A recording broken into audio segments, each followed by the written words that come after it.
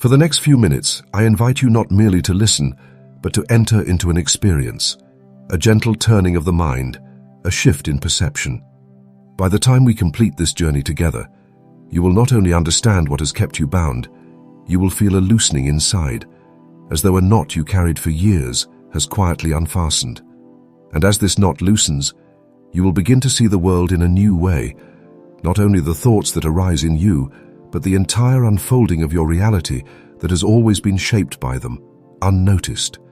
Once this insight dawns, life ceases to feel like a struggle. Things fall into place as naturally as rain falling into the sea. So I ask you, in this moment, set aside all distractions. Let go of the restless need to do or achieve. Give yourself fully to this present breath. What you are about to hear is not merely something to learn, but something to embody, to step into, as one steps into the stillness of a temple hall. Let us begin. Return in your mind to a time when you longed deeply for something, a relationship, a position, an opportunity, something your heart clung to with all its strength. You thought of it by day, you dreamt of it by night, and no matter how much effort you poured forth, it would not come. Notice how that felt. The grasping, the tightening, the suffering. Now, place beside this memory another moment. A time when something wonderful came into your life, with no effort, no struggle. Perhaps you were not even seeking it. Perhaps you had almost forgotten about it, and then it arrived suddenly, like a blossom opening overnight.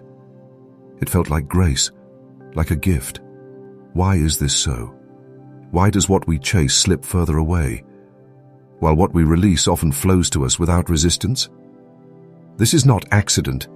It is a Dharma teaching hidden in plain sight, a law of the mind and the universe, though most do not see it. The Buddha taught that suffering arises from craving and clinging. When you grasp desperately at what you want, you declare to the universe that you lack it. Your mind projects lack, and the world mirrors that lack back to you. But when you release, when you rest in contentment and trust, things move toward you effortlessly. Think of this. How many times have you desired something so much that it would not come, and then the moment you stopped caring, the moment you loosened your grip, there it was. This is not chance. It is the law of cause and effect, the reflection of mind into matter. When you chase, you affirm to life that you are incomplete. When you release, you embody wholeness, and life answers accordingly. This is why letting go is not defeat, but the deepest power. The sage Neville Goddard spoke of this truth when he said, "Assume the feeling of the wish fulfilled, and that assumption will harden into fact." He did not say hope for it, nor struggle for it, but simply assume.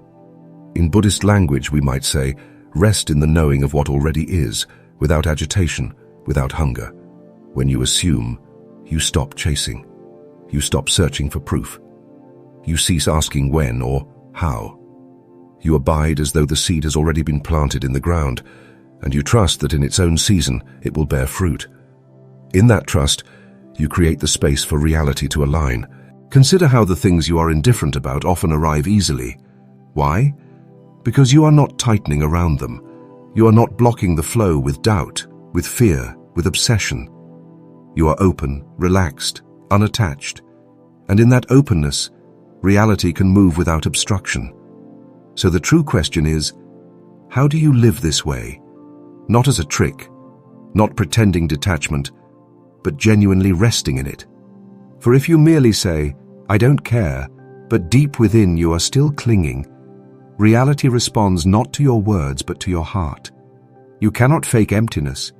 You must experience it directly. Let me guide you through the steps. Step 1. Stop chasing. Right now, recognize that the energy of "I need" binds you in chains. Each time you think, "Where is it? Why hasn't it come?" you declare its absence, and the absence is what you live.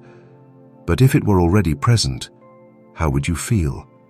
Would you be anxious, restless, doubting? No, you would be calm, steady, at ease.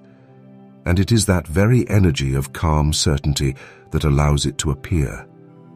So, stop searching, stop checking, stop waiting. Rest in the energy of knowing.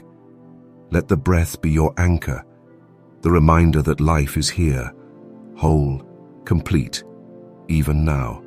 From this moment, when the mind grasps outward, bring it back gently, as one would guide a child home. Step 2. Abide in uncertainty. Now that you have ceased chasing, the next step is to remain in this state without falling back into doubt. At first you may feel strong and assured, but soon the old voices may whisper, "But where is it? Why hasn't it come?" This is the test. The second you begin to search again, you slip back into lack.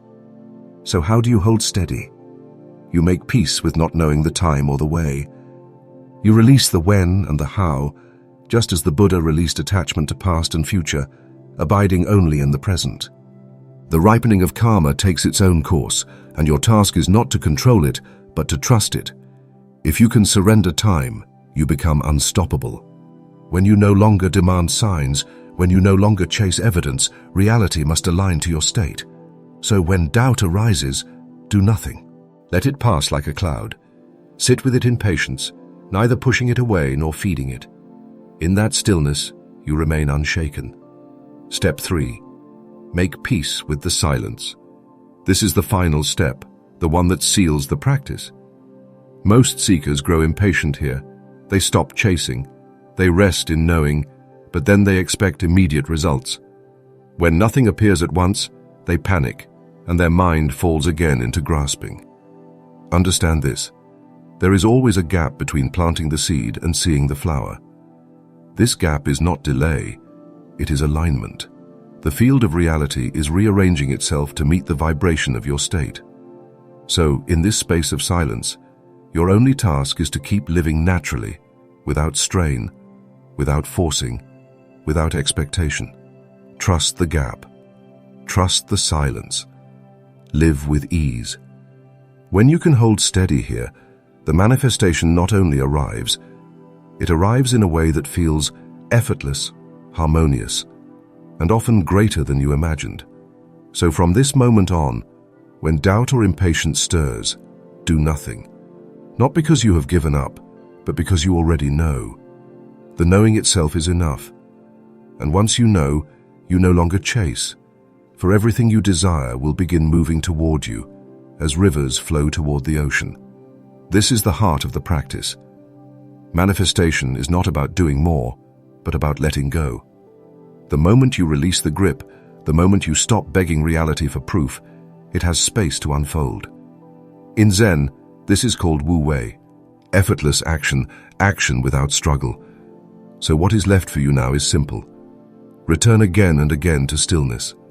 When the mind grasps, release it. When doubt arises, watch it pass. When silence lingers, embrace it. Trust the natural unfolding. You can continue as before, tangled in doubt and waiting, or you can do the one thing that changes everything. Let go. For in letting go, all flows. So I ask you now, not as a command, but as a vow you make to yourself. Whisper inwardly, I release, and it comes. Feel it in your breath. Feel it in your being. Let this knowing be final. And if this touched you, share it, not as mere words, but as a lamp lit for another traveler in the dark. For the greatest gift is to remind one another that sometimes the most powerful action is no action at all.